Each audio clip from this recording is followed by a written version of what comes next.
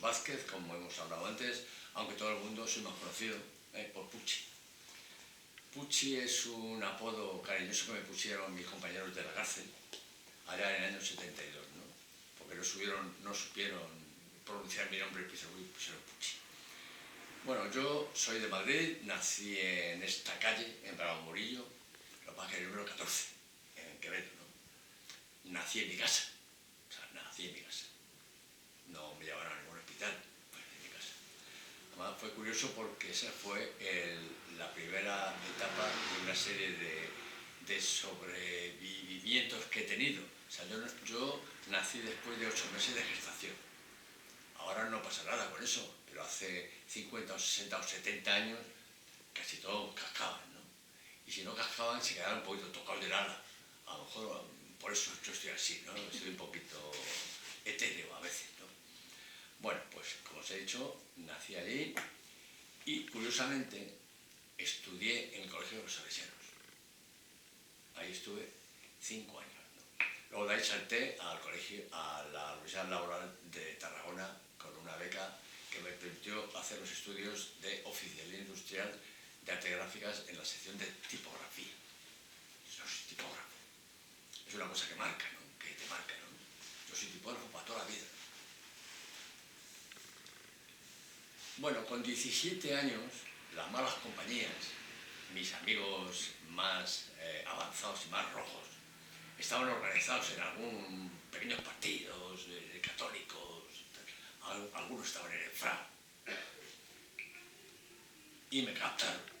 O sea, yo empecé a militar en el FRA en el año 68, con 17 años. Todavía no era FRA, se llamaba de otra manera, se llamaba Frente Democrático Nacional Revolucionario.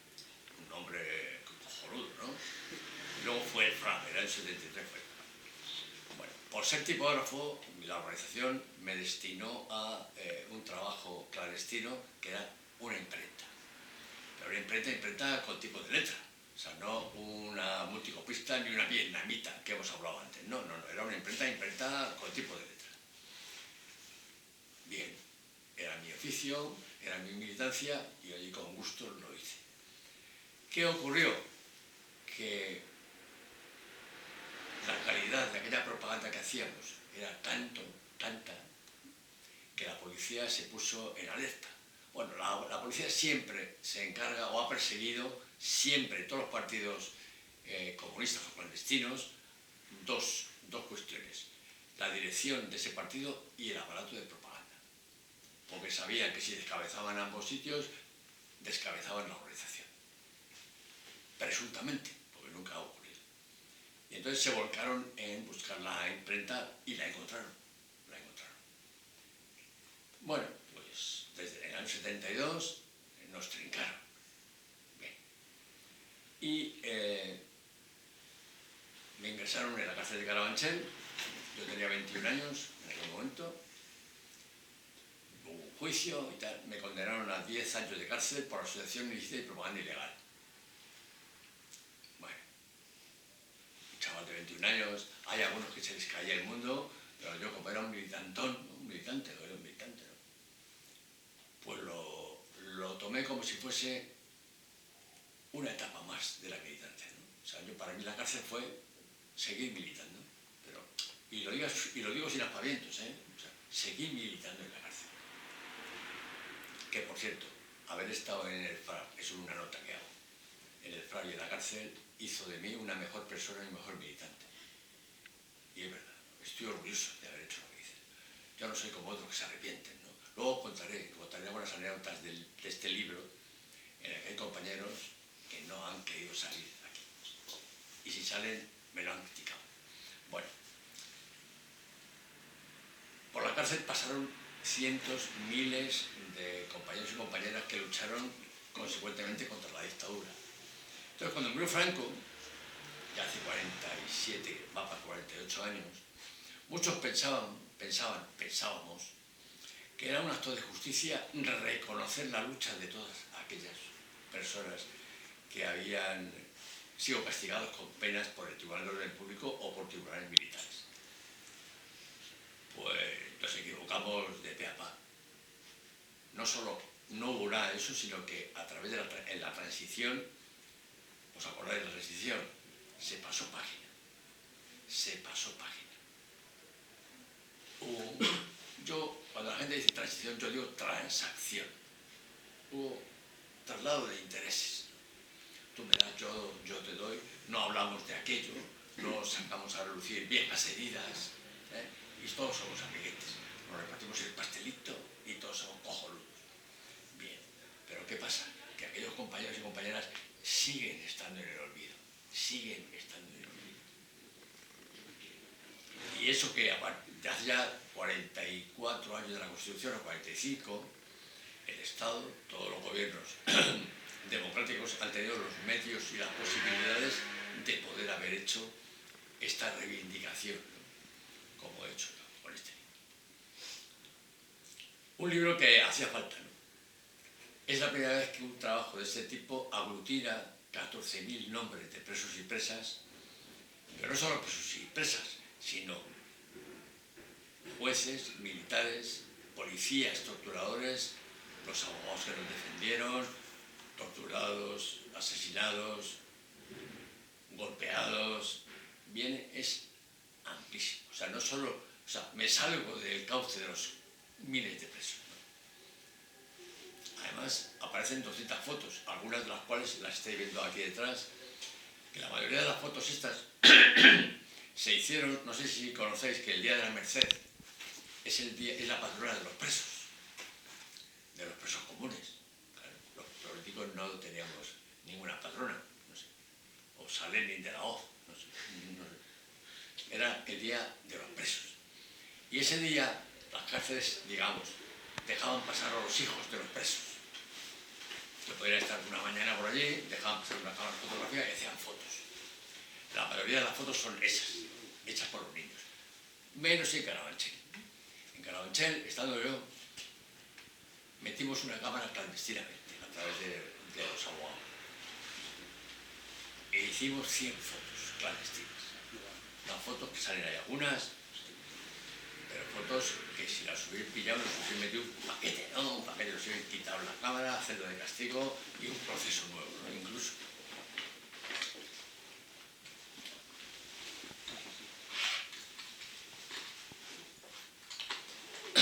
Perdona que interrumpa de vez en cuando, porque no, os lo explico, no pasa nada. Hace 5 años tuve un cáncer de garganta. Lo superé, como he superado todo en esta vida.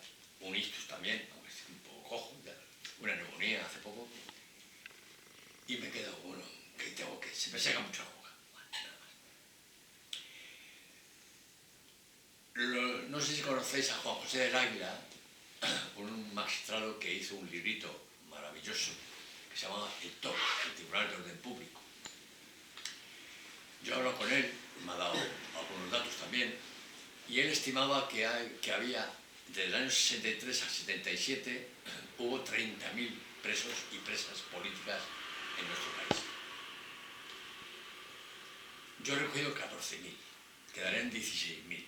De esos 16.000, unos 10.000, 12.000 serían los compañeros y compañeras que en los años 70 fueron multados con multas de 100 a 300.000 pesetas, que al no pagarlas tenían que pasar de 1 a 3 meses de cárcel. Es lo que llamamos los multeros, ¿no? Incluso algunas veces le llamamos los domingueros. ¿Por qué? Porque eran compañeros y compañeras que estaban 1 mes en la cárcel, o 2 meses, ¿no? Claro, los demás que estábamos ahí para unas ruinas, unos marrones de 10, 6, 20 años de cárcel. Pero bueno, ellos se lo tomaban como una especie de rajo de la dura militancia en el exterior, ¿no? Dominguero, no pasa nada. Algunos lo pasaron mal porque fueron torturados también, aunque hicieron 1 mes de cárcel. Pero bueno, yo les tengo mucho cariño a algunos de ellos. Uno de ellos fue el padre de Pablo Iglesias. Javier Iglesias estuvo en la cárcel 2 meses como multero. Desde entonces viene mi amistad con él, ¿no? Y con su hijo posteriormente. Perdonad. Lo voy a apagar y así no hay... Sí, es que esto es una falta de respeto. Oye, apagar el... Sí mismo.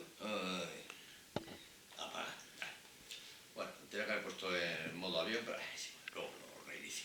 Bueno, perdonad. ve la luz sin ningún tipo de ayuda oficial. Y digo esto no porque yo haya pretendido que nadie me diese dinero. Yo no he pedido dinero nunca a ninguna institución del Estado, del gobierno, nada. Solo he pedido datos, nombres de presos. O sea, yo iba a instituciones penitenciarias y decía, ¿me dais nombres de presos de tal a tal año? No hay, se han quemado los archivos, no hay, no sabemos dónde están. Ningún estamento oficial ha aportado ni un solo nombre. Sin embargo, sí, el Archivo Histórico del PC, la Fundación Euskal Memoria de Euskadi también se ha volcado, muchas agrupaciones de pequeños partidos se han volcado, pero sobre todo la parte del león de los nombres que salen aquí son de los mismos presos. Yo estuve en 3 cárceles y conocí personalmente a unos 500 compañeros del PC, de ETA o del FRAP, que era mi organización, ¿no? Como os he dicho al principio de la intervención, a mí se me conoce como Puchi. Pero Puchi es algo más que un apodo, ¿no? O un nombre de guerra. Puchi engloba a que yo fui uno de los pocos sectarios en la cárcel. Quiero decir, los del FRAP no podían ver a los del PC, porque eran revisionistas, traidores, no sé qué. Los del PC no podían ver a los de ETA porque eran terroristas. Los otros no podían vernos a nosotros porque éramos no sé qué. Éramos una panda de sectarios. Cuando lo que era importante era que nos unía el qué, estar presos. Para mí eso era importante. Yo estoy preso con un fulano que me da igual que sea del PC o de ETA. ¿Qué tienen en común conmigo? Que está preso por luchar contra la dictadura. Y yo me llevaba bien con todo el mundo. Yo me llevaba de puta madre. Incluso mi organización, la dirección de mi partido, me criticó. Me criticó y dice, joder, Puchi, te llevas muy bien con los del PC y con los de ETA, ¿no? Bueno, pues sí. Bueno, a margen de esta curiosidad,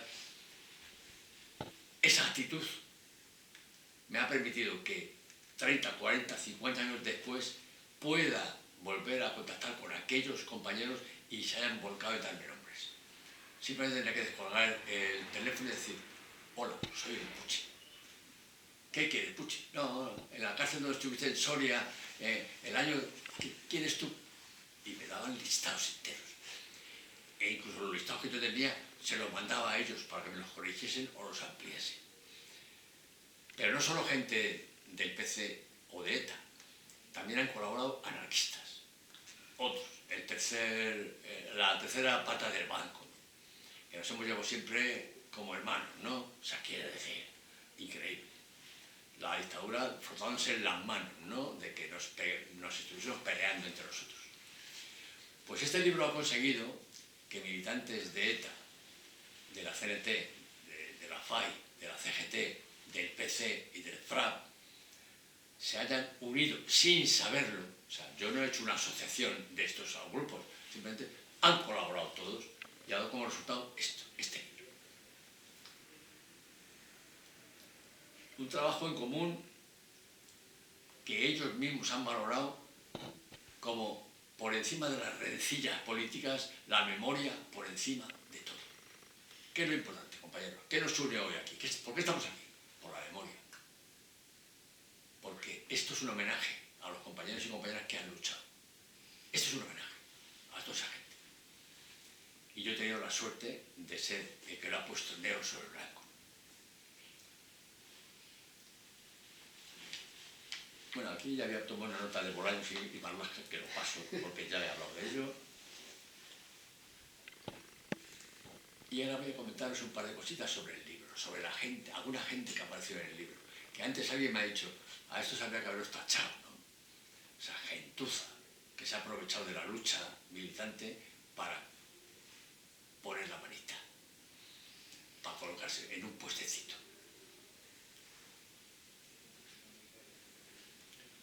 En la cárcel, como os he dicho antes, se hicieron 200 fotos más o menos. Cuando salió el libro, algunos compañeros incluso de mi organización, del FRA, cuidado, no digo que el PC son lo malo. Bien, cuando se vieron aquí, dijeron, ¿quién te ha dado permiso para sacar?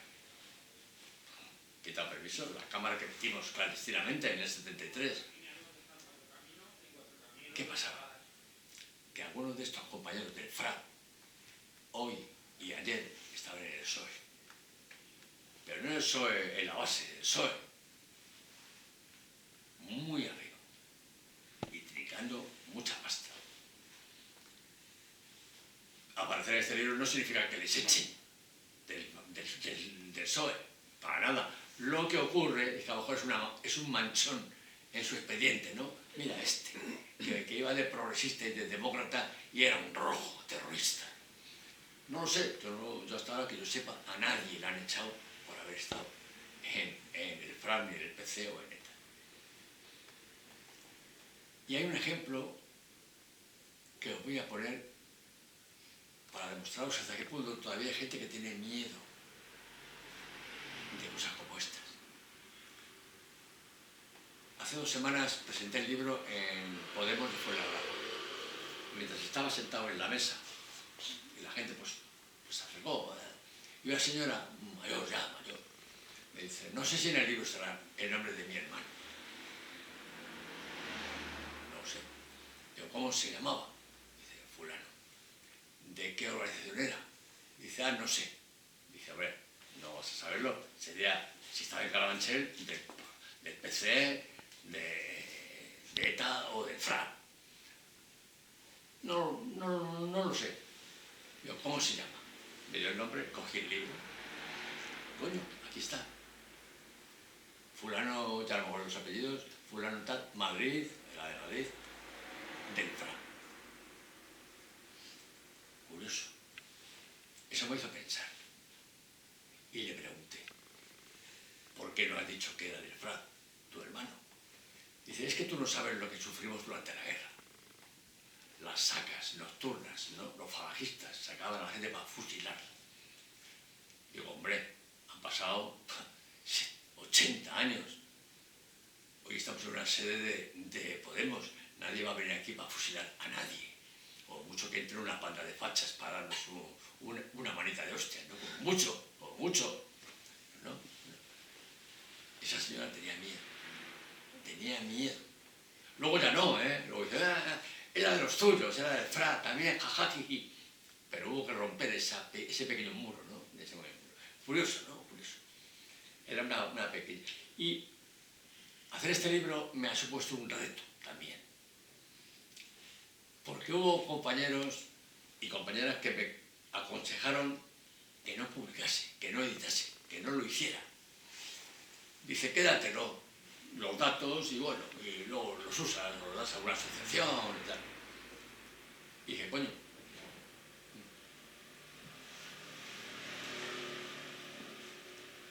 y la razón me la dieron varios.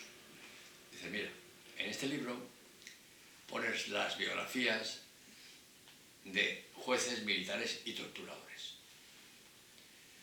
Algún nieto de estos, de aquellos, es posible que te puedan demandar por el honor, no sé qué, en fin. Claro, los nietos dicen que su abuelo era majísimo y compraba chuches a sus nietos, ¿no? Y era majísimo y daba de comer a las palomas, ¿no? Por ejemplo, miren niños, un hijo de puta, un asesino, un torturador, muñecas, manzana. Y aún así salí adelante. Y salí adelante y seguí con el proyecto y sobre todo ahí tuve el empujón final de una editorial, de una fundación, la Fundación Aurora, que son anarquistas, curiosamente. O sea, yo antes había hablado con alguna editorial comunista, amigos míos incluso, y me habían dicho casi lo mismo, Puchi, te vas a meter en un problema y tal. ¿Y sabéis qué me han dicho lo de la Fundación Aurora? Dice, Puchi, si te demandan, mejor para el libro. Mejor para el libro porque le va a dar más importancia. El hecho es que el libro está aquí y tengo que deciros también que cuando recordemos aquellos momentos oscuros, terroríficos, ¿no?, de la militancia, de la cárcel, ¿no? Como yo creo que hay que seguir recordando y nunca olvidando. O sea, para mí es una de mis bases, ¿no?, de la base de mi vida. No hay que olvidar jamás. Bien, una de las dedicatorias que pongo al principio es de un camarada mío. No, son 2 líneas, os lo voy a leer, ¿no? Es un camarada mío, Enrique Aguilar Benítez de Lugo, que estuvo preso conmigo también y fue torturado, salvajemente torturado en el año 73. Le hicieron una entrevista en el 2013 antes de morir y dijo, os lo leo, son 3 líneas, ¿eh? Reconozco que no se puede olvidar la experiencia de la tortura. Se puede perdonar, pero nunca olvidar. No guardo rencor, pero no olvido. Eso dijo un compañero, un camarada, que fue salvajemente torturado. Y yo vi las torturas que hicieron. Y este compañero dice, bueno, yo perdono, bueno, pero no olvido. Y este libro es del no perdón y del no olvido. O sea, yo ni perdono ni olvido. Entonces yo creo que hay que seguir recordando todo aquello que pasó. Pero también, paralelamente a eso, hay que recordar, explorar aquellos momentos desenfadados, incluso graciosos, que dio la militancia y la cárcel. Yo he estado militando un montón de años. Y me pasan cosas curiosas, graciosas, anecdóticas, que nunca nadie ha contado. Y de la cárcel y de lo mismo, cosas que tampoco ha contado nadie. ¿Por qué? Por pudor. No sé si habréis hablado con mucha gente que ha estado en la cárcel. Yo sí, claro. Sí, además he compartido celdas con ellos, con muchos de ellos. La mayoría se quieren hacer pasar por gente muy sufrida. ¿Cómo se lee eso? He estado en la cárcel y he sufrido torturas, celdas de castigo, frío, hambre, palizas.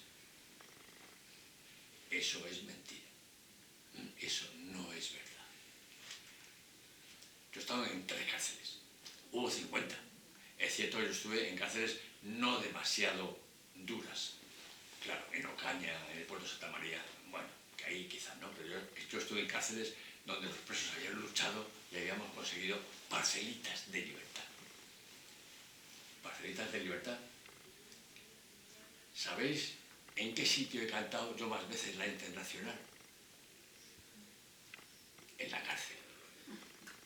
Cuando estaba militando fuera, ¿cuántas veces canté la Internacional? 2 veces, 3, cuando fuimos a La Pedriza, que íbamos a un domingo a hacer el ejercicio de guerrilla urbana tirando piedras. En la cárcel, en Carabanchel en concreto, no sé si la cantamos 40 veces. Yo estuve 14 meses en Carabanchel. 40 veces. ¿Y sabéis qué es lo que ocurría? Que la cantábamos porque no nos podían meter presos. Ya estábamos presos. Vale. ¿Y sabéis qué es lo que ocurría también? Que alguna vez cuando cantábamos demasiado en alto, una celda, pues fíjate, una celda que era más pequeño que esto, y ahí cabíamos 40 o 50 compañeros, ahí apretados, ¿no?, cantando la Internacional, con la bandera roja, presidiendo el acto, ¿no? Subía algún funcionario y me llamaba, porque yo era el responsable de la comuna en aquel tiempo, ¿no?, que era la comuna una cuestión de presos. Yo luego contaré un poquito de eso. Y me decía, Puchi, por favor, puedes salir. ¿Y sabéis qué me decía? Por favor, ¿pueden cantar más bajo? Un carcelero, un represor, un representante de la dictadura franquista nos pide a comunistas que bajemos la voz cuando cantemos la Internacional. Vale, se daba la vuelta y seguía bajando. Y no pasaba nada. ¿Por qué? Porque si sabían los funcionarios que si nos tocaban a uno, metían algún paquete a alguno, todos nos volcábamos, huelga de hambre, en fin, lo de siempre. O sea, que decir que, y yo en la cárcel es donde más libros de marxismo he leído. Fijaos que aquí había librerías donde Fuentetaja, ¿no?, estaban guardados ahí los libros clandestinos, ¿no? Pues en la cárcel entraban desencuadernados, hojita a hojita, y pasaban por algunos sitios. Luego dentro los encuadernábamos y ya teníamos libros ahí de de Lenin, de Engels, de Stalin o de Mao Zedong, ¿no? Por eso digo que yo nunca he leído más libros de marxismo que en la cárcel. Por cierto, el tema que me aburría muchísimo, ¿no? Muchísimo. Yo lo leía por disciplina partidaria, pero... Bien.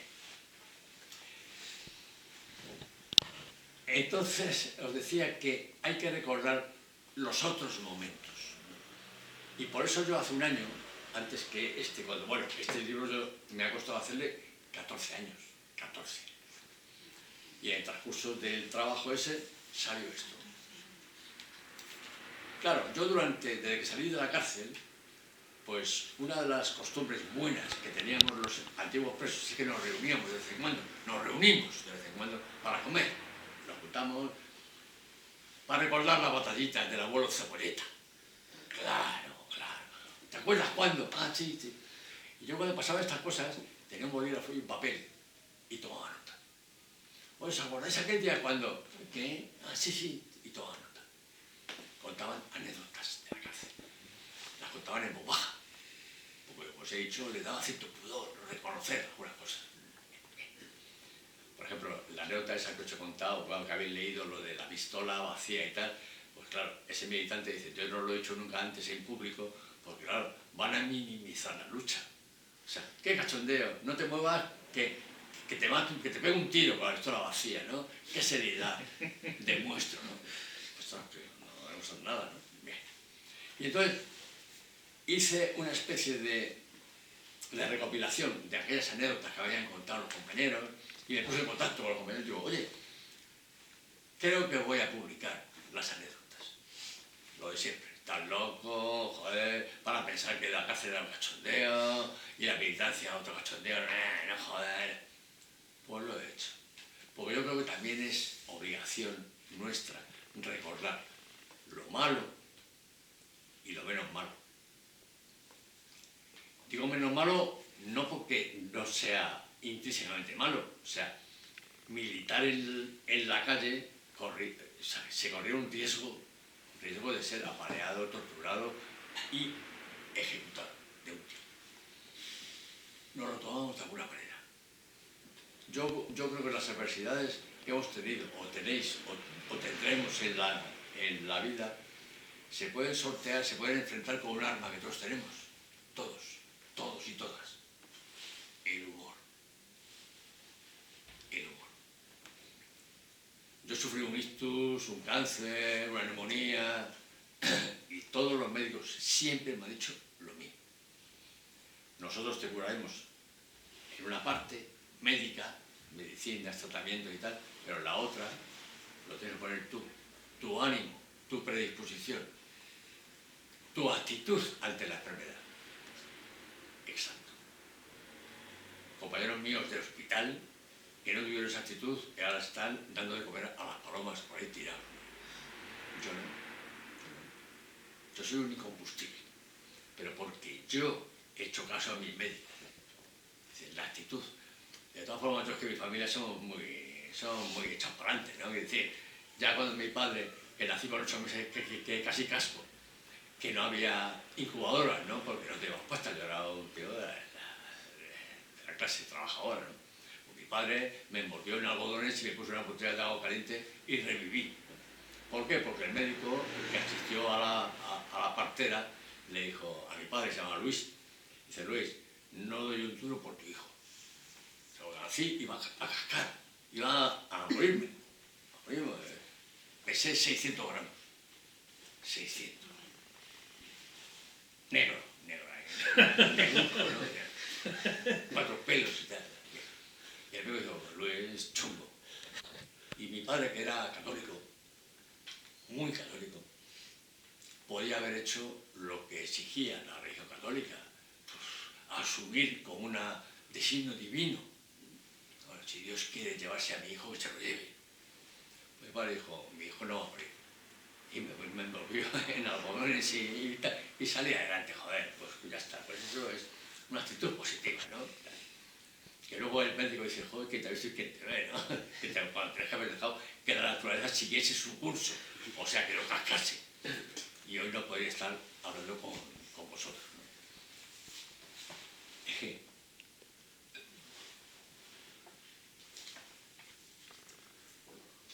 me vais a permitir que os cuente un par de anécdotas surrealistas. Bueno, la pistola vacía, no te más que te mato, es surrealista en sí misma, ¿no? Pero voy a contar un par de la cárcel, ¿no? No sé si vosotros habéis militado en partidos de hace años, cuanto a la clandestinidad, ¿no?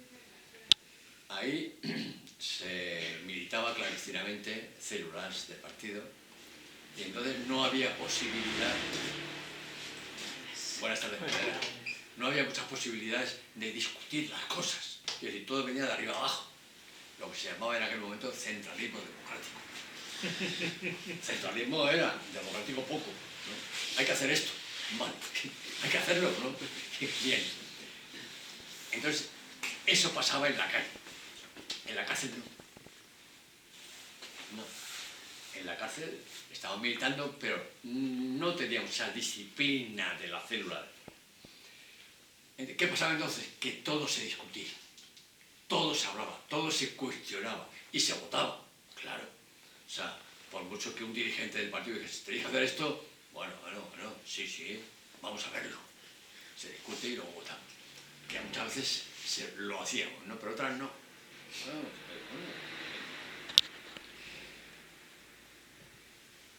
Esta anécdota es surrealista, como os he dicho, finales de diciembre de 72, Carabanchel. No sé si conocéis el patio de Carabanchel, por si no porque hayáis estado presos, sino porque antes de derribarlo se dejó entrar a la gente y tal. Es un patio enorme, donde al final a la izquierda había un frontón que habían hecho los compañeros del PC y encima una garita. Que no es la garita que visteis cuando el río estaba tapada, estaba tapiada, ¿no? Estaba con ladrillo. En aquel momento la garita será como ha salido aquí algunas, ¿no? Que es una garita, un pachillito y una barandilla. Bueno, pues había un policía, uno de los vigilantes, un gris, que llamábamos, o grises, que en su... Perdona, que llamábamos, no, que llevaban traje gris. Sí, ¿no? claro. Que... Bueno, pues llamamos los grises, sí, aunque pero a veces bueno, eran policías armados, ¿no? Policías armados, los grises. Y entonces había uno en su turno de tarde que le gustaba jugar con su fusil. Bueno, jugaba, o tiraba al aire, y se reía de eso que hacía, que era una gracia que tenía cuando estábamos abajo. Bueno. Y ese día estábamos jugando al frontón, habíamos un grupito, unos jugando al frontón, otros charlando, pues éramos unos 20, ¿no? 6 o 7 del FRA, 6 o 7 del PC y otros 6 o 7 de ETA, más o menos. Y el tío pues seguía haciendo su gracia con el fusil, pero lo tiraba, incluso ya se atrevía a dar un par de vueltas o una vuelta al fusil como si fuese una mayorette, con el palito ese que hace darle vueltas. Bueno, y aquel día, yo me acuerdo que estaba jugando al frontón y vi que el tío tiró el fusil con tan mala fortuna que en vez de caer en sus manos, chocó contra la barandilla. Y en vez de caer dentro de la garita, cayó al patio. ¿Os imagináis la escena? Un fusil cargado con 5 balas a los pies de un grupo de presos terroristas. Rojos, PC, comunista, de ETA, del FRA. Bueno, os imagináis la escena. Pues hicimos un círculo alrededor del fusil. Un circulito pequeño. Nadie tocó el fusil con la mano. Yo recuerdo que le di unas paladitas. Algún otro también le dio otra paladita. Mientras el gris sollozaba, ¿no? El fusil. Claro, paquete increíble, o sea, paquetón. O sea, un fusil cargado en manos de gente de ETA y del FRA y del PC. Y como os he dicho, todo se hablaba en la cárcel, todo se discutía. Y empezamos a elucubrar qué podíamos hacer con el fusil. Yo fui el primero que dije, podríamos coger el fusil y llevarlo al despacho del director. Coño, vamos a discutirlo. Alguien dijo, ¿te imaginas, Puche, atravesar la cárcel con un fusil cargado en la mano, un grupo de nosotros, nos meten 50 balazos, vamos. Así, joder, verdad, tienes razón. Vamos a ver. Otro planteamiento. El siguiente planteamiento era un poquito menos gravoso, ¿no? Que era llamar al jefe de la guardia, al capitán de la guardia, decir, oiga, que a su muchacho se le ha caído el fusil, que entre usted a por el fusil. Claro, le van a dar un paquete al guardia increíble. Y seguimos discutiendo, pues, los pros y los contras, patadita, bueno, patadita pequeña, no grande. Y el tío cada vez se iba poniendo más nervioso, ¿no? Incluso yo creo que lloró, ¿no? Sollozaba, pero yo creo que alguna lágrima se le cayó. No mojó, pero bueno. Y entonces, después de un par de minutos, tampoco estuvo una hora, tampoco voy a exagerar, un par de minutos, de ese tirada floja, surgió la cordura. Uno de los compañeros del PC, Juan Muñiz Zapico, Juanín, del 1001, una bella persona, un gran militante, y lo digo aunque sea del PC, digo, el FRA, PC, ya sabéis, era un buen tipo, dijo, creo que hay que resolver el problema a ese hombre, hay que darle fusil. Coño, nos miramos todos y dijimos, pues vale, pues yo, pues sí, vamos a darse. Y surgió el problema cuando había que dárselo, el fusil. Del suelo a la garita hay 5 metros. 5. No llegábamos. Juanín cogió el fusil y lo intentó, pero no llegaba. Y el gris dijo, tranquilo. Se quitó todos los correajes, hizo una especie de cuerda de maroma y la avanzó. Y Juanín sacó el fusil y ya el gris pudo recuperar su arma, ¿no? Curioso, ¿no? Entonces, así se resolvió de momento esa anécdota. Pero, como os he dicho, todo se discute en la cárcel. Y esa noche, estando en los comedores, alguien dijo, coño, ahora que ese gris está tan agradecido porque le hemos devuelto el fusil, ¿por qué no le pedimos una botellita de ginebra? No, joder, todos vamos a una copita, coño. Al preso no significa que no nos tomemos una copita, joder. Además una botella. En aquel momento éramos 70 o 80, fíjate a lo que tocábamos, ¿no? Bueno, dijimos que sí. Pero otra vez surgió, en este caso también Juanín, el que resolvió lo de darle el fusil, y dijo que aceptar una botella de ginebra de un enemigo del sistema, del régimen, o sea, una dictadura, un carcelero, un policía, era colaboracionismo. Nos quedamos acojonados y decimos, oye, que me des una botellita no significa que deje de ser comunista, ¿no? Y dice, me tomo un traguillo, a lo mejor estoy más contento, soy más comunista, ¿no? Todavía, nada. Pues bueno, nada, se discutió poquito porque no iba a salir adelante, porque además el que hubiese tenido que pedir la botella hubiese sido Juanín, y Juanín ya dijo que no. Porque claro, no voy a pedirle yo al gris la botella cuando yo había dicho de llevar el fusil al despacho del director, ¿no? Esa fue, o sea, es una...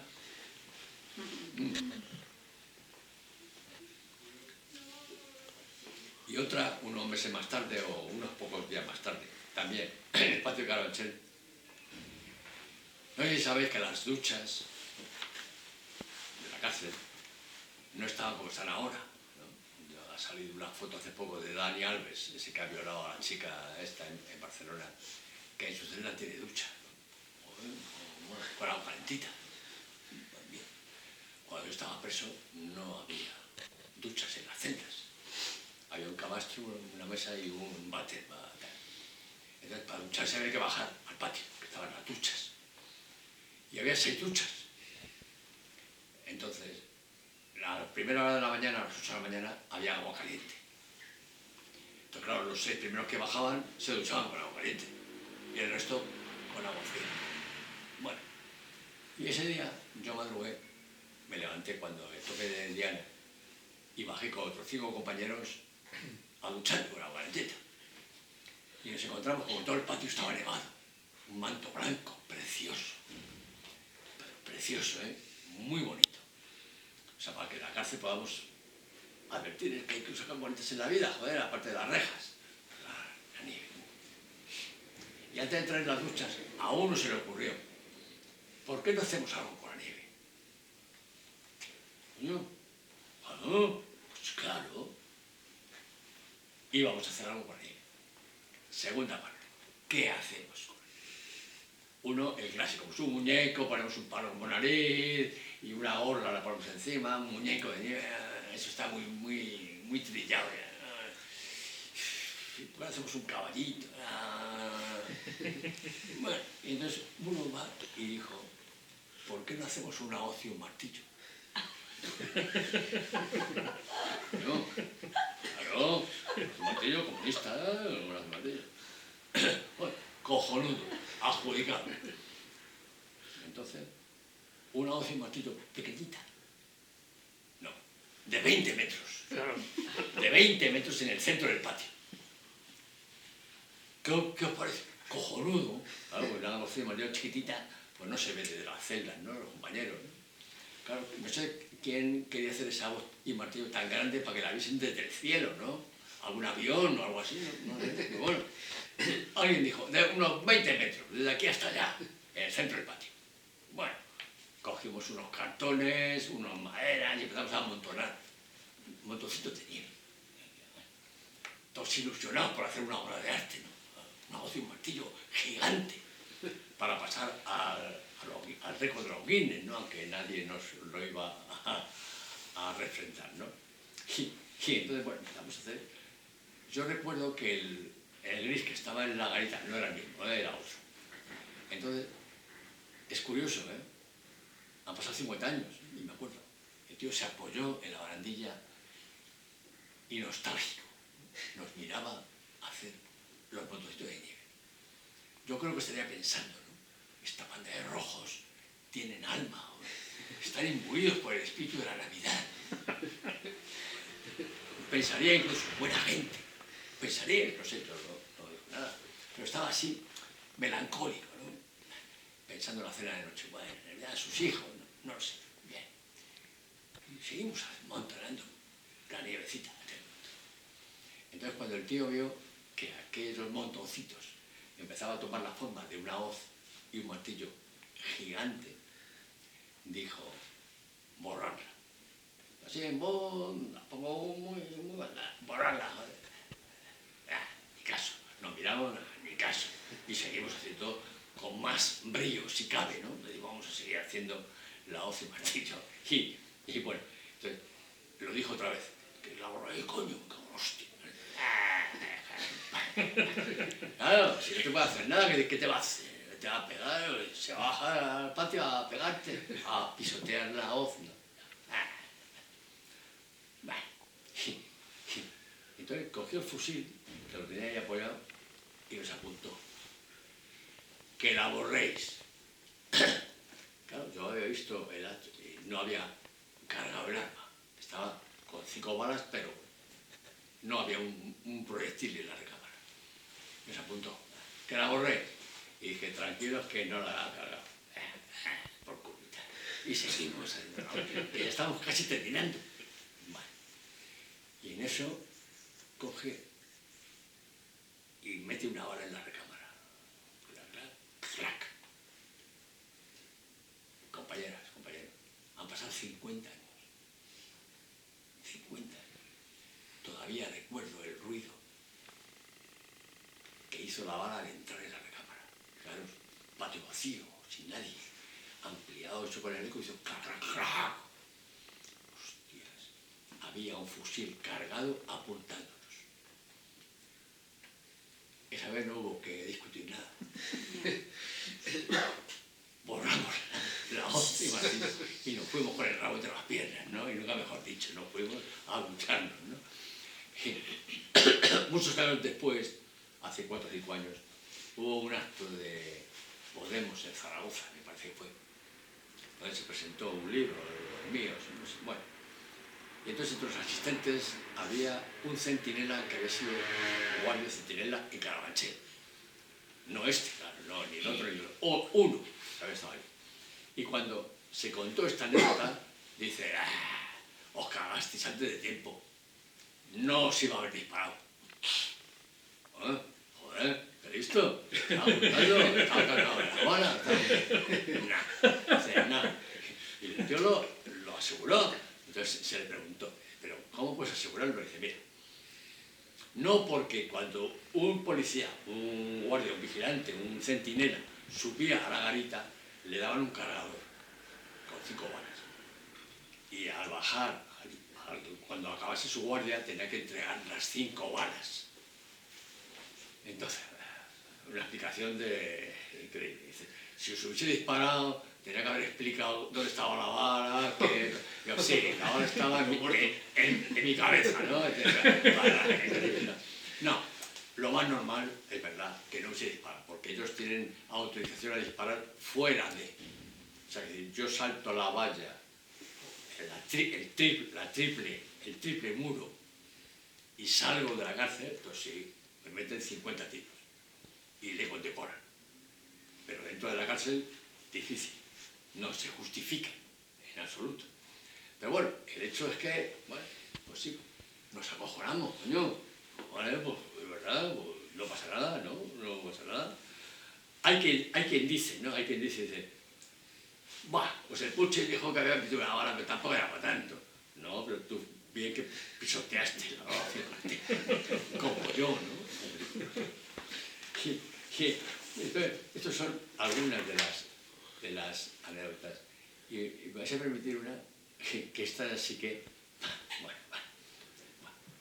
¿Qué voy a decir yo que he escrito libros? 300 anécdotas, ¿no? Pues todas son buenas, ¿no? Pero esta es surrealista.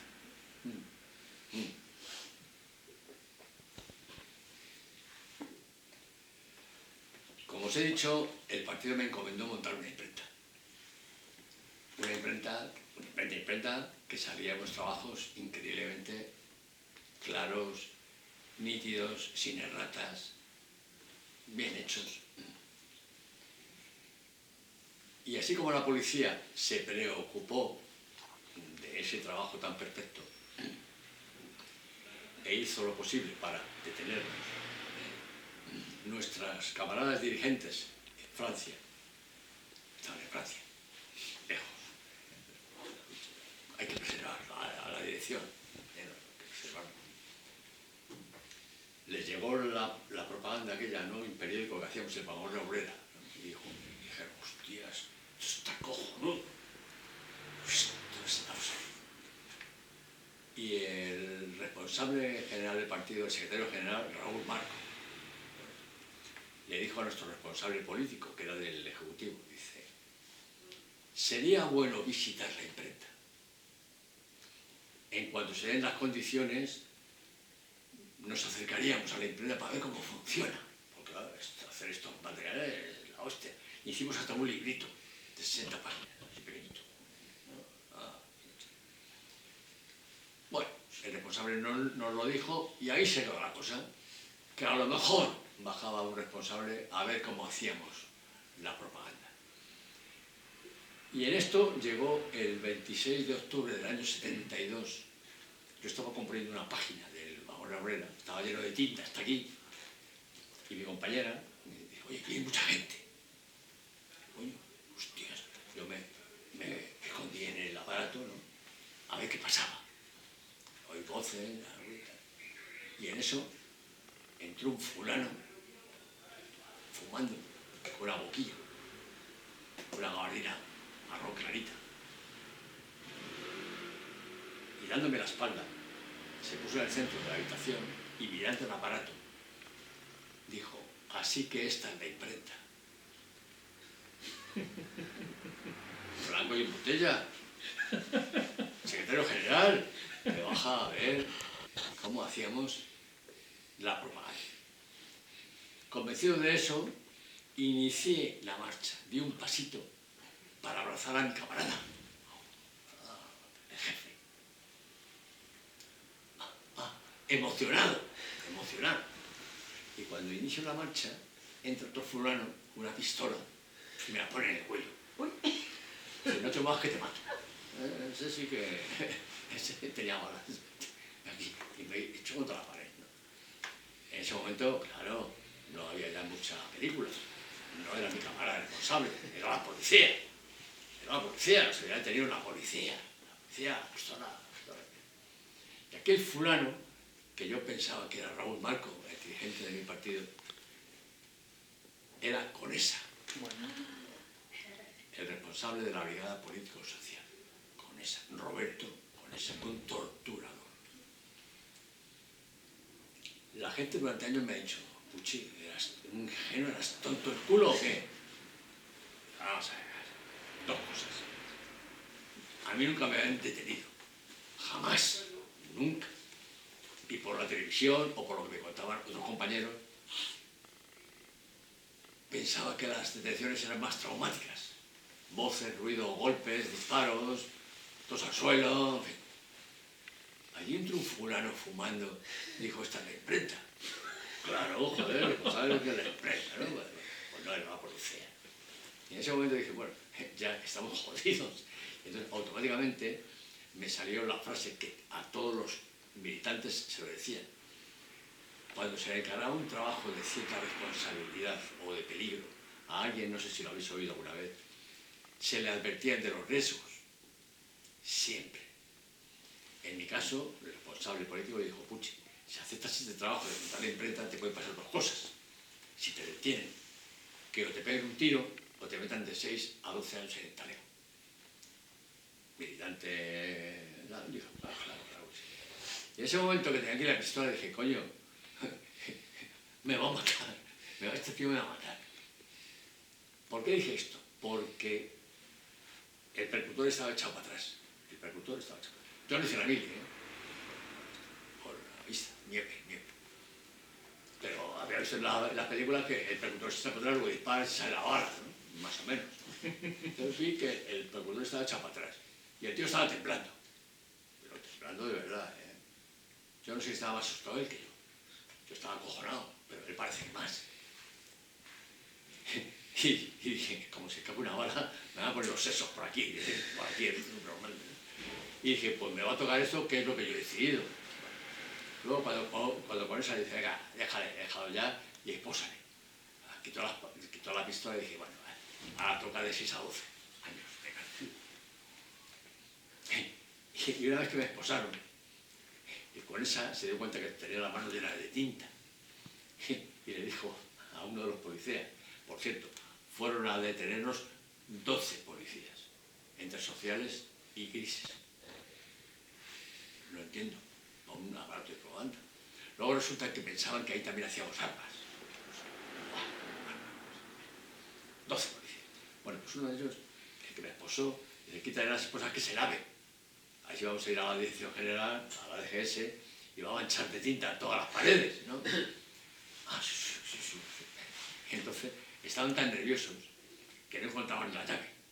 La llave para las esposas. Nadie. ¿Tienen la llave? No, tampoco, no. Creo que son unas llaves que son universales, ¿no? No sé si para todas las esposas. Bueno, el caso es que no aparecía ninguna llave. Digo, y el cual se dice, no aparece la llave, no hay ninguna llave. Entonces tuve que quitarle un alfiler del pelo a mi compañera. Entonces, con unos alicantes hice una especie de ganzúita. Ya me abrió las esposas, ya me pude lavar, ¿no? E ir a DGS. Años después, muchísimos años después, hace 3 años, o 4 o 5, el responsable del partido, Raúl Marco, con el que coincidía todos los años en el acto del 27 de septiembre en el cementerio civil, lo sabéis, ¿no? Los aniversarios del fusilamiento del 27 de septiembre del 65. Un día se armaba y dice, Puchi, ¿cómo pudiste confundir a Conesa conmigo? Le confundí con él. Digo, hombre, Raúl, dos cosas. Una, no conocía a Roberto Conesa y tampoco te conocía a ti. Entró un fulano diciendo que esto era la imprenta y dije, bueno, este es el jefe, ¿no? Y el tío decía, pues no fui yo. Digo, no. Y es cierto que él me confirmó aquello que le había dicho nuestro responsable político. Y dice, es verdad, yo dije de visitar el aparato de propaganda. Yo lo dije. Pero más que no dio tiempo, porque os detuvieron antes, ¿no? Y tal. Esto fue una curiosidad. Pero todavía hoy han pasado 50 años y hay compañeros que dicen, Puchi, joder, joder. Bueno, tiene que estar cada uno en el sitio donde tiene que estar para decirle, así que era fácil, ¿no? Era facilón. Claro, si el tío dice, hijo puta, eso vamos a meter 50 años de cárcel, lo vamos a fusilar. Ah, sí, la policía, claro. Pero así está la imprenta. Camarada, joder, ya solo faltaba haber dicho camarada, ¿no? Entonces ya le doy un abrazo y no sé si me pegan 40 tiros, ¿no? Yo qué sé.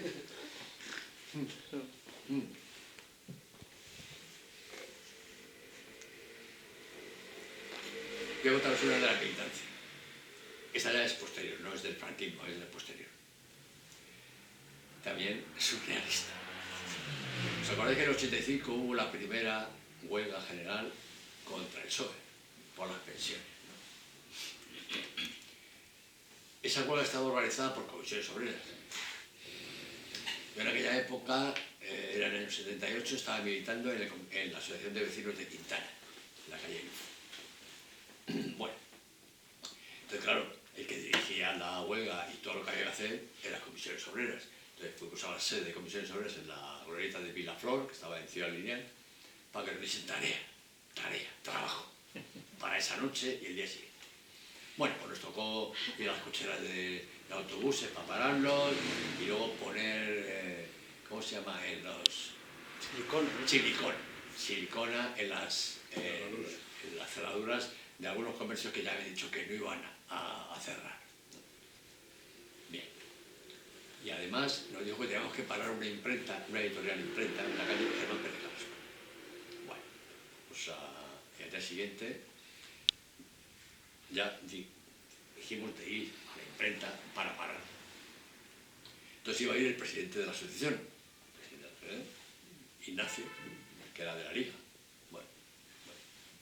Y entonces dijo, hombre, lo más normal para parar una imprenta es que sea un tío de artes gráficas, un tío que trabaja en imprenta, ¿no? El Puchi. Bueno, pues vale. Además yo había sido delegado de comisiones durante 4 años. Vale, bien. Pues vale, la primera vez en mi vida que iba a hacer estas cosas, pues yo toda mi vida militante, pues lo de siempre, tirar piedras, cócteles, imprimir, charla poca. Yo era poco político. Ya os he dicho que a mí los tochos teóricos no veía mucho. Yo era un tío, y soy un tío de acción, ¿no? De hacer cosas. Bueno, por disciplina, pues se dijo, ¿no? Una asamblea, pues tiene que ir Ignacio y el Puchi. Bueno. Entonces fuimos ese día, era una pequeña empresa de unos 20 trabajadores y 2 jefes. Pues entramos, pedimos hablar con los jefes y le dijimos que queremos informar a los trabajadores para la huelga, para que se incorporen a la huelga contra las pensiones. Sin problemas, compañeros. Hostia. Los jefes dándonos facilidades. Hostia. Nosotros convocamos a los trabajadores. Sí, joder. Me subo en una especie de taburete o mesa, una mesa pequeña, y ahí los 20 trabajadores. Bueno, pues les empecé a explicar, pues eso, la huelga, las pensiones, bien. Coño, y vi que la gente se animaba. Hostias, así me aplaudían de vez en cuando. Algún puño salía. Pero yo me fui animando, encrispando. Hostias, que lo que digo está valiendo para algo a los trabajadores, coño. Yo soy un orador. Ignorado, ¿no? Y seguí, ¿no? Y cada vez más eufórico, más fuerte, más... Y mi compañero que estaba al lado, que no abrió la boca porque tenía que hablar yo, entonces dijo que le recordaba, no sé si habéis visto la película Rojos, que es la historia de John Reed, los 7 días que volvieron al mundo, el escritor aquel, ¿no? Pues en la película sale que le echa un mitin a los bolcheviques, ¿no? Y toda la gente aplaudió. Y entonces se dice, yo me recordaba, y digo, joder, Puchi, era John Reed, adelante. O sea, no os podéis hacer una idea. O sea, yo también me emociono de verlo. 20 trabajadores aplaudiéndome y a un puño en alto. Entonces dije, compañeros, todos a la calle, a la huelga. Total, en ese momento, a esa hora, bajaban una manifestación enorme por la calle Alcalá. Enorme, enorme. Entonces todos los trabajadores, sí, sí, incluso los dos jefes aplaudiendo. Yo no entendía nada. Bueno, entonces vi que los trabajadores se ponían el mono, se ponían la chaqueta encima del mono. Hostia. O sea, no se cambiaban, se lavaban las manos para luego ponerse la ropa. Se ponían la chaqueta encima del mono. Entonces yo lo atribuía a esa especie de ardor revolucionario. Están deseando ir a la calle a luchar. Bueno, claro, luego sí, ven a la calle. Aquello me quedó, va a haberlo grabado. A la calle. Entonces bajamos todos y salimos a la calle que no aparezca más. Entonces, según salíamos, se metían por el garaje. Los 20 trabajadores, en vez de ir a la manifestación revolucionaria, volvieron a entrar a la empresa por el garaje. Y nos quedamos, mi compañero Ignacio y yo, mirándonos, diciendo, vaya panda de gilipollas, estos cabrones. Luego comentamos que fue la rebelión más corta de la historia, ¿no? Duró unos segundos, ¿no? Es decir, vamos a tomar. Luego, meses después, pasé un día y tal, y dije, es que tenemos miedo del jefe, que nos echase y tal. Y yo, joder, pues lo decís, no lo vemos, no sabéis poneros la chaqueta encima del mono, joder. Pero fue curioso, ¿no? Fue curioso. Por cierto, la huelga fue un éxito increíble, y fue la primera que se le hizo al PSOE. Y bueno, así podía estar toda la noche y parte de mañana y de pasado y del otro. Y una cortita. También el año después de la muerte de Franco. Ese día estaban pegando carteles por la calle Alcalá dos compañeros de la asociación, pues un tal Jaime y un tal Perico. Estaban pegando carteles. Pegando carteles como se pegaban antes. Cubo con cola, el cartel y un cepillo para luego, ¿no? Están bajando y pegando carteles por la calle Alcalá, por la zona de los impares, bajando hacia Ventas, y se para una lechera, y sin bajarse del coche, los policías le dicen ¡eh! Los dos dejan de pegar carteles y se van al coche, y se meten al coche. Muy disciplinados, ¿no? O sea, hay que aceptar las órdenes de la autoridad. Entonces, según van hacia la comisaría de Ventas, Perico, que iban detrás de los dos, le dice al conductor, ¿puede parar para comprar tabaco? O sea, un detenido le dice a un policía, pare el coche que voy a comprar tabaco. ¡Buah! El tío para el coche, casi va a hacer así, casi le da, y el otro dice, hay que estar zumbado este.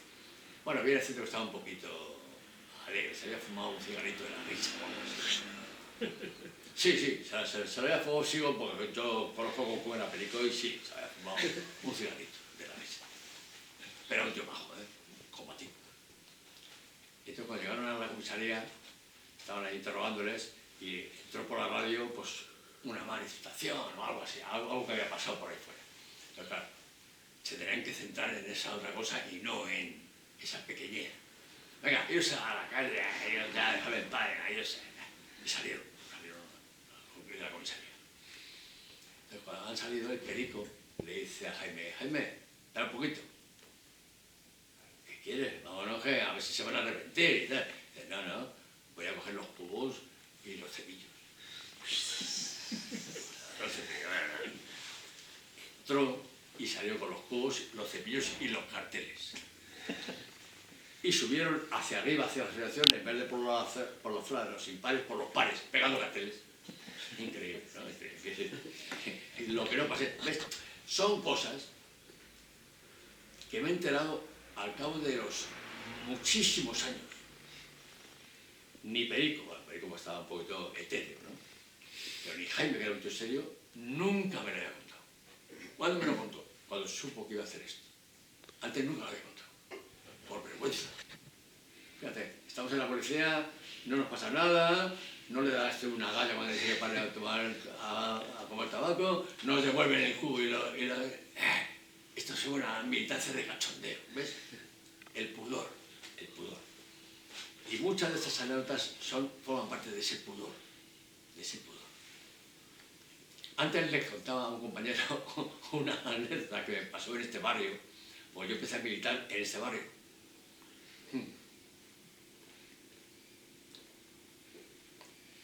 Entonces había una cosa que se llamaba, bueno, se llamaba todavía, ¿no? No sé, de otra manera, ¿no? La labor de masas. Que era intentar conseguir gente para tu organización, hacer proselitismo, que se llama, proselitismo. Y yo estaba en la célula de Tetuán.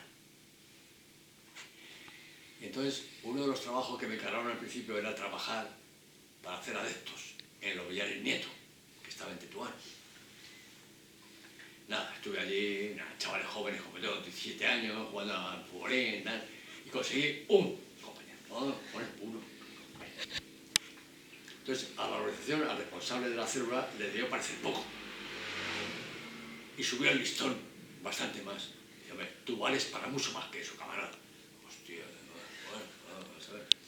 Pues tienes que meterte en el Club Tetuán de las Victorias, que es un club de fútbol de tercera o cuarta regional que estaba ahí abajo, en el centro de la dirección. Estaba, no sé si está, abajo.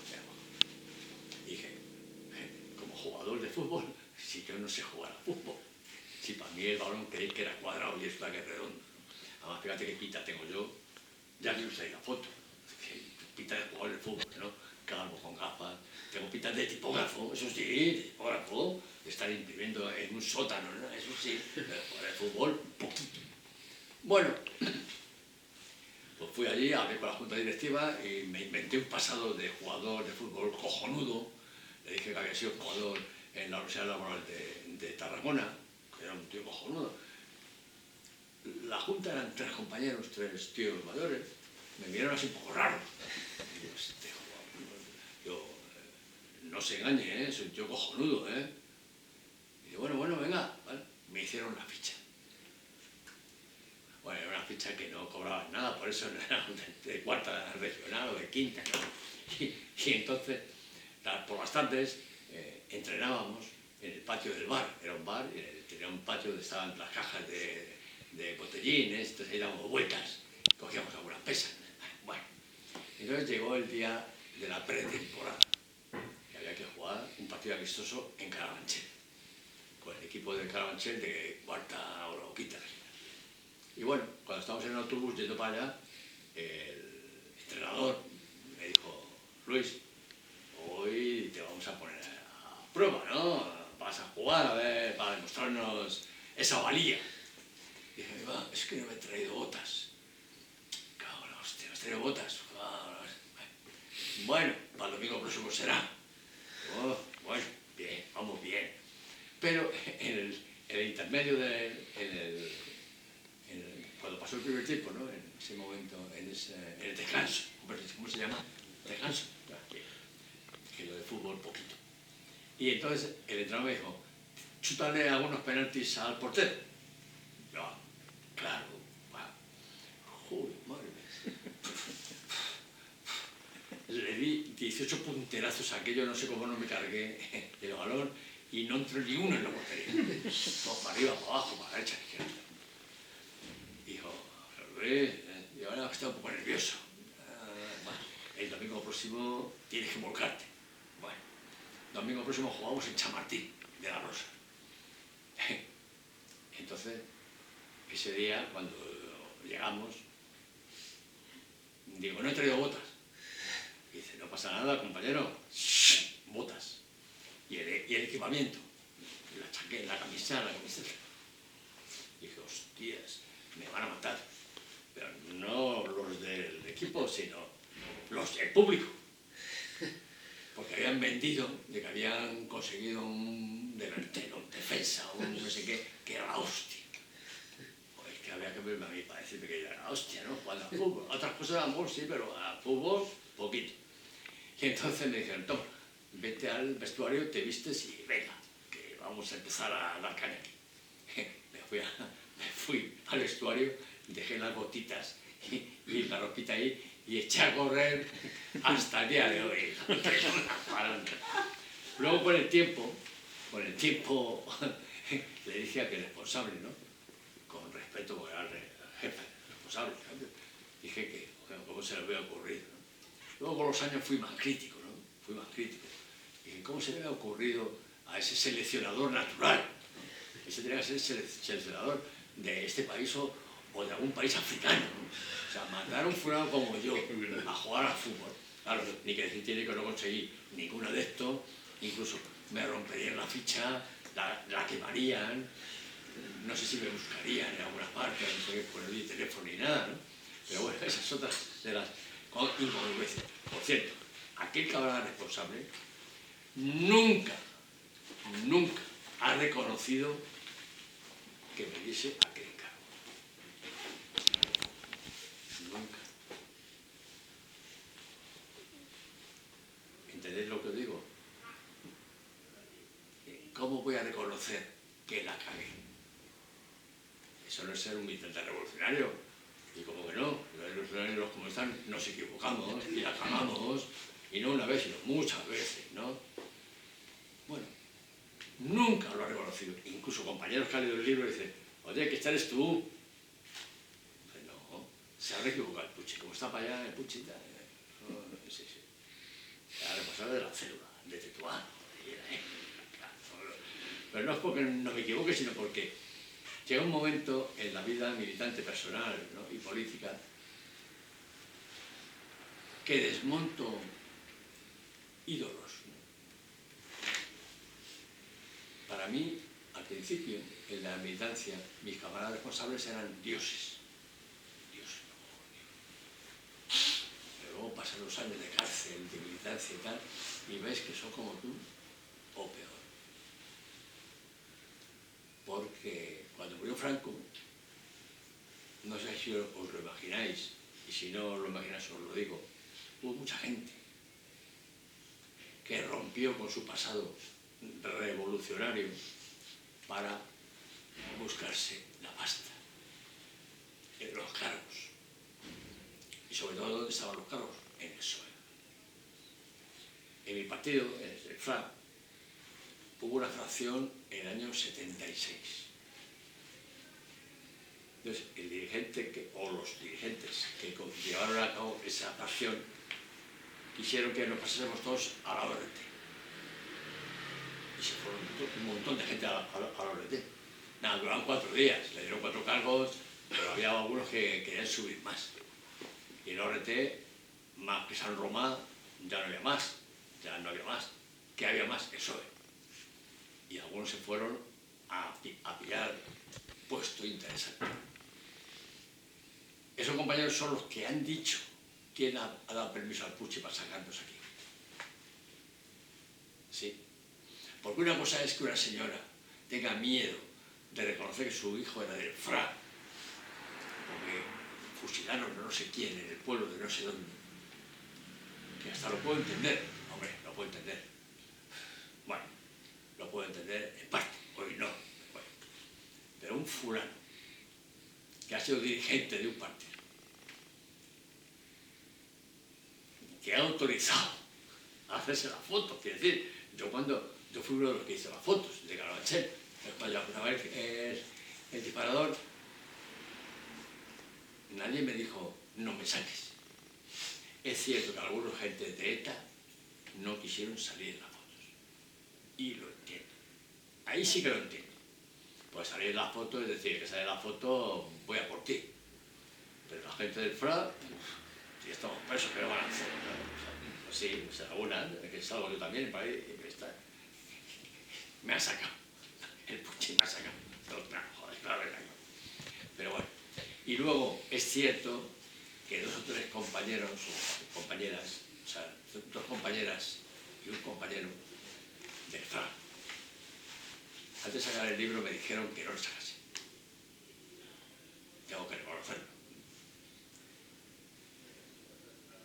Son gente que ha aparecido en un sumario, fueron condenados y procesados y subieron a la cárcel y pone su nombre, está escrito en 1000 sitios.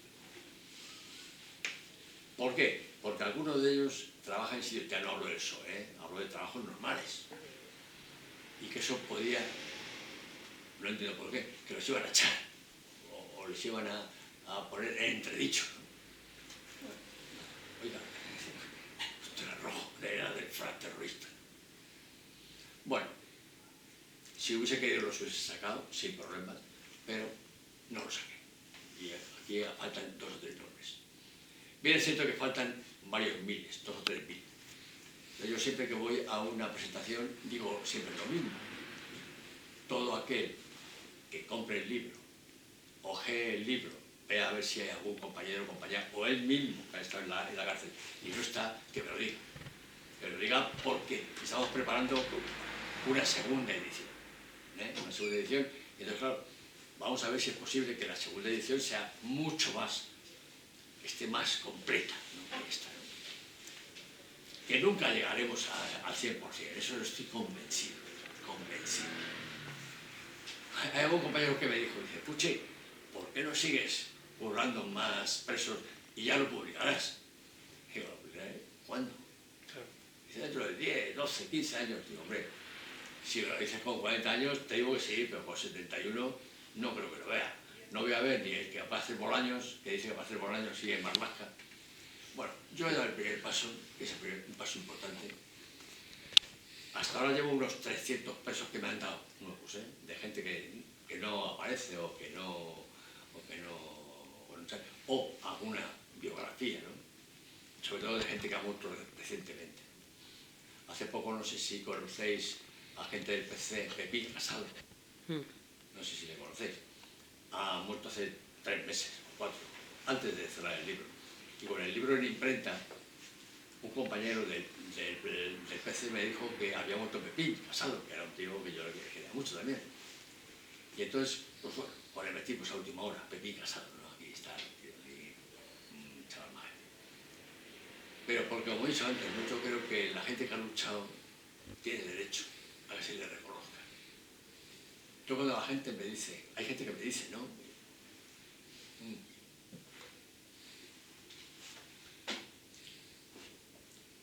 Dice, ¿tú qué quieres? ¿Cómo quieres que te reconozcan? Digo, esto es un principio. Ese es otro. Pero lo que yo quiero es que el Ministerio de Justicia nos dé un papelito donde ponga que fulano de tal fue condenado el día de tal a tantos años de cárcel por un tribunal ilegal. Yo quiero eso. Yo quiero eso. Esa es mi reivindicación. Se supone que con la ley de memoria histórica esto va a ser posible. No lo sé. Pero hay más cosas, Hay más cosas. En cuanto a mí, no. Pero hay que reivindicar que hay miles de gente que está todavía en fosas. Hay que sacarlos. A lo mejor para mí o para vosotros no es importante, pero hay gente, nietos o bisnietos, que quieren enterrar a su marido, a su mujer, para ponerles unas flores. Que eso es respetable. Eso es respetable, compañero. Es que es importante reconocer a la gente. Y yo, cuando digo esto, la gente me dice, poca cosa quieres, ¿no? Digo, ¿qué quieres que pida? ¿Una placa en una calle?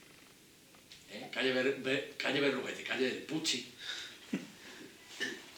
Pues no. Quiero esa reivindicación, que es muy sencilla. Hay compañeros que la tienen, Hay compañeros que salieron conmigo y después de mucho pelearlo, le han dado, yo lo he visto, lo tienen colgado en su casa. Como una reivindicación, un salto importante. Pero claro, fueron tantos los que lo pidieron o lo pedimos, que ya dijeron, se acabó. Se lo dieron a 3, a los 3 primeros. Yo, como era el 140.000, pues no me lo han dado. Pero yo quiero eso. Yo quiero que alguien me reconozca que fui procesado y condenado por un tribunal ilegal, por el Tribunal de Orden Público, que luego devengó en la Audiencia Nacional, encima. Hay otros que quieren dinero, otros que quieren que no sé qué. Bueno, no sé qué. Bueno, yo salí de la cárcel en el 75 porque murió Franco, por lo que llamaban el indulto. Un indulto que suponía que yo salía en libertad, pero seguía teniendo mis antecedentes penales vigentes. unos años, pocos, más tarde en el 77, se promulgó la ley de amnistía después de luchas y muertos y demás, ¿no? Entonces se supone que yo hoy no tengo antecedentes. O por lo menos, si mañana me juzgan por cualquier cosa, el fiscal no puede utilizar. Pues además de esto, fue rojo. Y estuvo... No lo puede utilizar. La policía sí. Estoy convencido. O sea, quiero decir, si mañana la policía me coge, hace aquí y dice, ahí va este hijo puta, que está todavía por aquí tocando los cojones. Quizá. Pero no lo puede utilizar contra mí. Hombre, puede utilizar a lo mejor en vez de darme 2, pues me den 3 agallas. Quizá, bueno, mira, por los 2 años que te comiste, porque murió Franco, hijo puta, toma, pero es importante, ¿no? Es importante reconocer, ¿no? Y yo creo que es una obligación que tiene esta sociedad.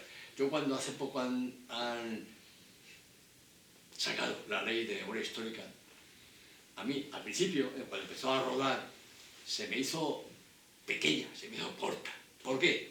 Porque empezaron a hablar de cambiar el nombre de una calle, de que si este fulano falangista le enterramos aquí o allí. Yo no oí hablar de buscar no sé qué fosa donde había no sé cuántos fusilados.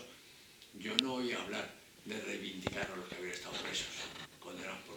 De momento, no lo sé si esa ley lo contemplará más adelante. Yo creo que va a ser una ley cortita, cicatera, muy cortita. Y hay una cosa más importante, compañeras y compañeros, importantísimo. Estamos hablando del honor de la gente que luchó y de los asesinos y los torturadores, los jueces, los fiscales, los militares. ¿Qué hacemos con ellos? Que la justicia divina haga lo que tenga que hacer, como vi el niño, y el niño ha muerto por el COVID. Claro, Muñecas murió por no sé cómo tal. Mateu, el fiscal tal, bueno, se murió por una indigestión de plomo, ¿no? O Manzanas, ¿no? El inspector Manzanas también murió por una indigestión, ¿no?, de plomo, un plomo. Pero son los pocos. La mayoría de los torturadores y los asesinos han muerto en sus camas, como Franco. Franco fue el primero que murió en su cama. Y yo creo que eso no hay derecho. Yo estuve tiempo, y yo formo parte de la Comuna Presos del Franquismo, que es una asociación. Entonces hemos denunciado a toda esta gente en el Tribunal de la Querella Argentina. O sea, hemos tenido que ir a denunciar a los torturadores a Argentina. Está Martín Villa, también estaba aquí el niño. Bueno, de momento a Martín Villa le han sobreseído, ¿no? De momento, o sea, es increíble, no sé decir, no le van a jugar. Pero bueno, hemos tenido que ir a pedir justicia fuera de nuestro país, ¿no? O sea, yo creo que mi país haga justicia. Yo no pido que fusilen a nadie. Aunque lo pidan, me va a dar igual. Yo pido que se haga justicia. Y si hace fulano que firmó sentencias de muerte, como fue Martín Villa, hay que meterle en talego 2 años, se mete 2 años en el talego. Y ya está, y no pasa nada. Ah, no, es que Martín Villa. ¿Qué pasa? Justicia, verdad y reparación. Eso es lo que siempre se dice, verdad, justicia y reparación. Yo creo que ya va siendo hora, ¿no? Ya va siendo hora.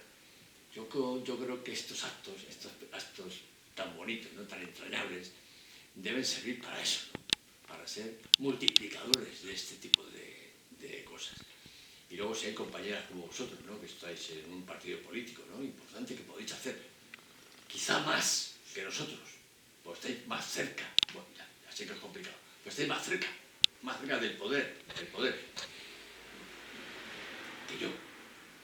Yo solo puedo hacer esto, no puedo hacer más. Hasta aquí llego. ¿Qué hay que decir que es mucho? Oh, sí, claro. Sí, bien, yo creo que es poco. Pero no es poco porque lo puedo hacer yo, sino por lo que se debería de hacer todavía. Una ley de memoria histórica, como compañera, que tenga contenido de verdad, que se juzgue a los torturadores. Ah, que están todos muertos. ¿Qué cojones? Están todos muertos. Bueno, bien, Martín Villa está vivo. Y se firmó pena de muerte. qué no lo hacemos? Hace poco alguien me dice, no sé, fue un compañero de Podemos, sí, de Podemos, y me dijo algo curioso. Dice, compañero, se hace lo que se puede.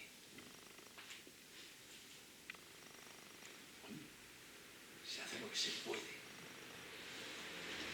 Digo, yo empecé a luchar hace 53 años para conseguir no lo que se podía hacer, sino lo que queríamos hacer. Yo quería hacer la revolución. Un chaval de 17 años, ¿no? Yo quería hacer la revolución. Yo quería cambiarlo todo. Hacer una sociedad mejor, más justa. Eso era por lo que yo luchaba. Otros compañeros de aquella época decían, lo que podamos, me meto en una asociación de vecinos o en una asociación católica y cambio que la farola esté mirando para allá y para acá. Bien, yo no estoy de acuerdo. Hay que luchar por lo que queremos, que luego al final nos quedamos con lo que podemos.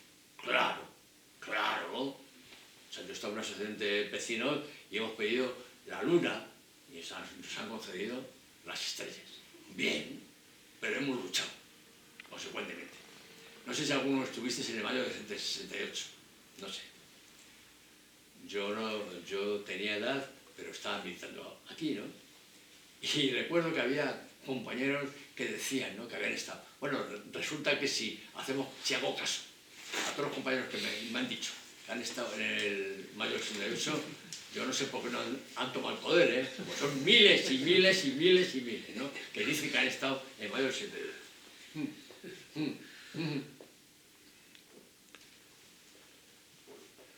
Claro, porque hablar es fácil, tirarte el rollo, ¿no? Yo estuve y fui en primera línea y miraba los adoquines. Por los adoquines, aquellos adoquines que cogían de las calles, ¿no? ¿Os acordáis, no? Por las películas. Cogían de las calles. Entonces, un dirigente estudiantil de aquella época, no recuerdo el nombre, dice que estaban buscando la playa, debajo de los adoquines.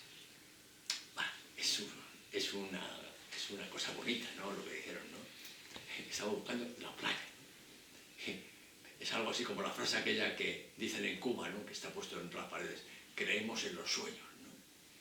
Es bonito creer en los sueños, luchar por los sueños. Yo luché por un sueño, y se quedó en una pesadilla. Yo no lucho por esto. Para mí esto se me ha quedado corto. Esto se me ha quedado corto. Tanta muerte, tantos años de cárcel, palizas, torturas, para esto. Sí, estamos mejor en muchos aspectos que contra el franquismo. Claro que sí. O sea, a mí me metieron preso por imprimir unos panfletos y ahora puedo hacer esto. Incluso se venden en las librerías y tal. No pasa nada. Hemos avanzado. Sí, pero falta cosas todavía. Y yo creo que hay que seguir luchando. Luchando de otra manera. Claro.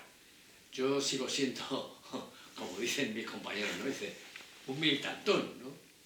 Porque yo no estoy en los movimientos o luchando para pasar el rato, para conseguir un par de cosillas, o para divertirme. ¿No? Yo estoy en un movimiento para conseguir cosas todavía. Yo estoy en un movimiento por la memoria histórica, ¿no? Es mi trabajo, es decir, yo estoy por la memoria, o sea, yo milito en la memoria. Y es bonito, ¿no? Es bonito. Porque intentas conseguir cosas que me temo que nunca vamos a conseguirlas. Esa ley de memoria histórica tan bonita, en teoría, no la vamos a conseguir jamás, la que queremos de verdad, ¿no? La que queremos de verdad. Pero hay que luchar, hay que seguir luchando, ¿no? Donde no conseguimos nada si nos quedamos en casa, ¿no? Porque como yo digo a mis colegas viejos, ¿no?, digo que van a darte de comer al parque a las palomas, ¿no? No digo yo que esté mal darle de comer a las palomas, digo, pero haz algo más, coño, así luego voy a ver la televisión, sálvame. Hostia, qué bien, macho. Quiere decir, cada uno haga lo que pueda y cada uno hagamos lo que podamos y actos como este yo creo que contribuyen mucho a que avancemos, ¿no? Y ha sido un placer compartir con vosotros, compañeras, compañeros, ha sido un placer.